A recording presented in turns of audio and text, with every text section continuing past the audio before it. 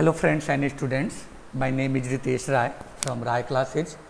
आज मैं जो वीडियो लेक्चर डिस्कस करने जा रहा हूँ कि बहुत ही इम्पॉर्टेंट वीडियो है, क्योंकि जो भी फर्स्ट ईयर के बच्चे हैं जो अब एडमिशन लेने जा रहे हैं AKTU के कॉलेजेस में, जो 2022 और 2023 का सेशन होगा, इसको बोलेंगे 2022 से 2023।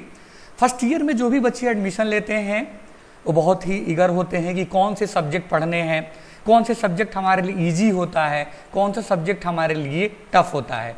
तो जो भी AKTU के कॉलेजेस हैं, फर्स्ट ईयर में सबसे बड़ी इम्पॉर्टेंट चीज़ है कि सारे ब्रांचेज के लिए, चाहे आपकी कोई भी ब्रांचेज हो, मैक्सिमम तो इस समय कंप्यूटर साइंस या AIML या डाटा साइंस है ना, तो चाहे वो मैकेनिकल हो, चाहे वो इलेक्ट्रिकल हो, चाहे वो इलेक्ट्रॉनिक्स ब्रांच के हो, फर्स्ट ईयर की कोई भी ब्रांचेज हो, सब्जेक्ट सभी को क्या करना होता है, सेम पढ़ने होते हैं।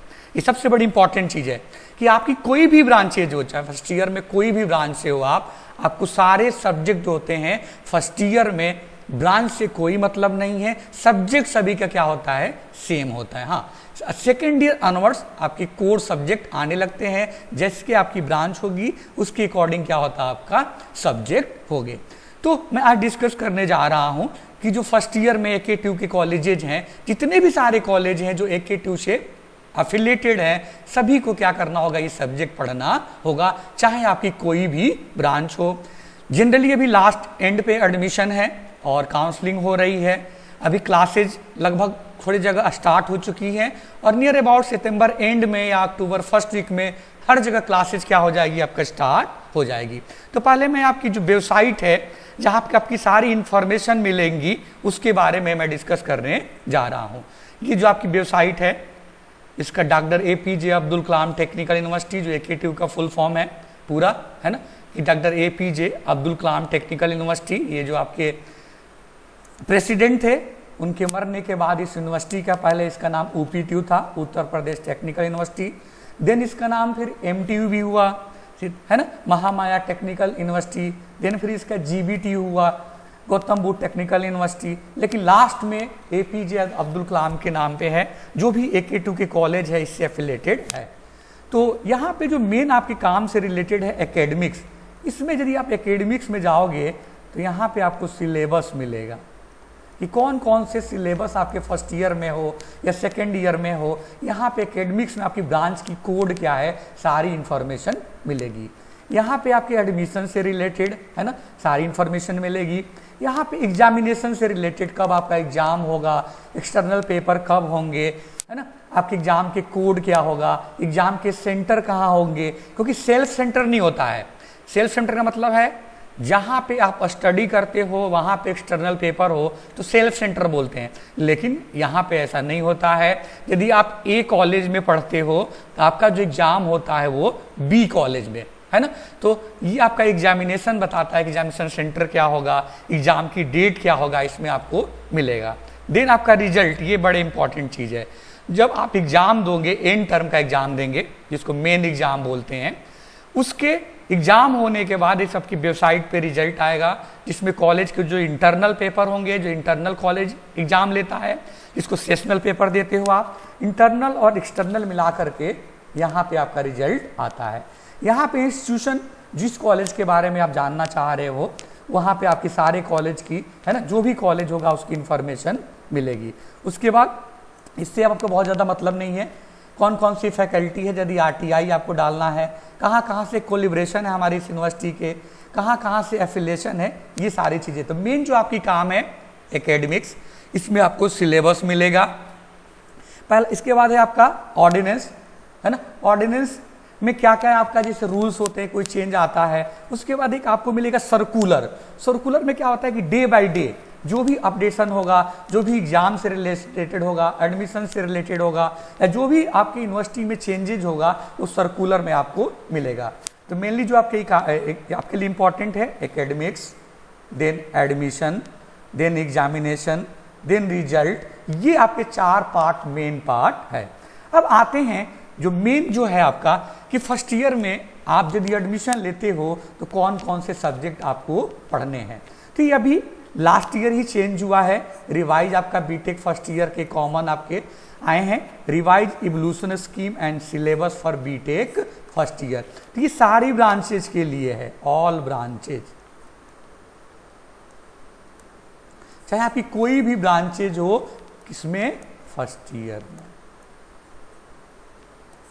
ओके, जैसे मैक्सिमम बच्चे इसमें सबसे ज़्यादा डिमांड है वो कंप्यूटर साइंस इंजीनियरिंग के हैं, तो बच्चे सोच रहे होंगे कि हमारे लिए तो फर्स्ट ईयर से ही अलग सब्जेक्ट होगा। ऐसा नहीं है, चाहे आप कंप्यूटर साइंस से हो, चाहे आपका AI में एमएल हो, चाहे आपका डाटा साइंस हो, चाहे आपका मैकेनिकल हो, चाहे सिविल हो, चाहे इलेक्ट्रिकल हो, चाहे EC हो, सारे सब्जेक्ट, सारे ब्रांचेज के लिए कॉमन सब्जेक्ट है।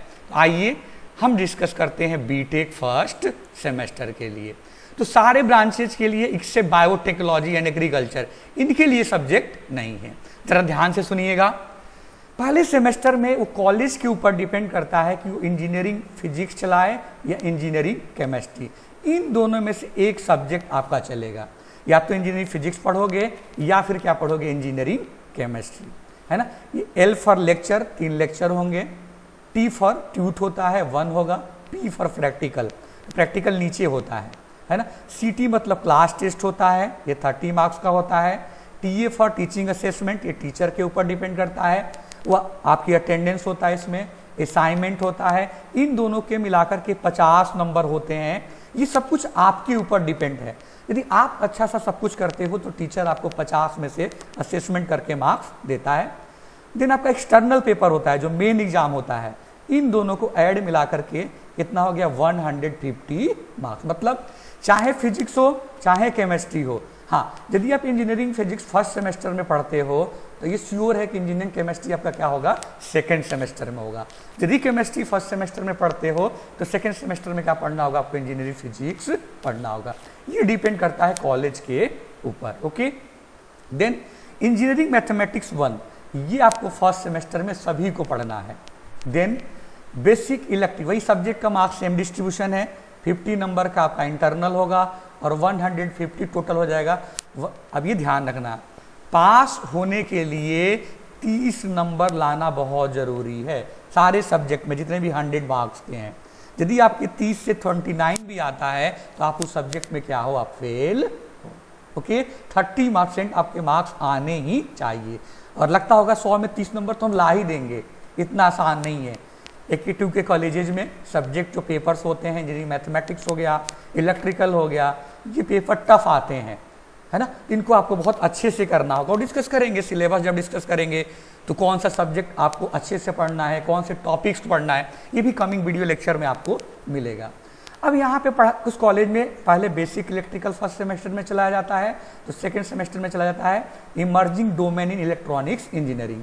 कहीं पे यदि ये वाला सब्जेक्ट इलेक्ट्रॉनिक्स चला गया तो सेकंड सेमेस्टर में क्या चलेगा, बेसिक इलेक्ट्रिकल सेकंड सेमेस्टर। मतलब इन दोनों में से कोई एक सब्जेक्ट फर्स्ट में होगा, दूसरा वाला सब्जेक्ट क्या होगा, सेकंड में होगा। सेम मार्क्स का डिस्ट्रीब्यूशन है, 30 और 20, 50 नंबर आपके हाथ में है। क्लास रेगुलर करते हो तो अटेंडेंस के मार्क्स अच्छे मिलेंगे, असाइनमेंट टाइम पे जमा करते हो तो 20 तो फिक्स ही हो गया। उसके बाद क्लास में यदि क्लास अटेंड करोगे तो अच्छे से क्लास करोगे तो ये भी 30 में 30 सच में अच्छे नंबर क्लास टेस्ट में मिल जाएंगे। तो ये तो बिल्कुल आपके हाथ में है।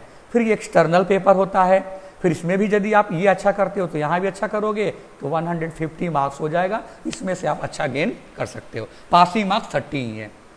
फिर प्रोग्रामिंग फॉर प्रॉब्लम सॉल्विंग, या तो ये चलेगा। फिर फंडामेंटल ऑफ मैकेनिक्स या इंजीनियरिंग एंड मैकेट्रॉनिक्स बोलते हैं इसको, या तो ये चल जाएगा फर्स्ट सेमेस्टर में तो सेकंड में ये चलेगा।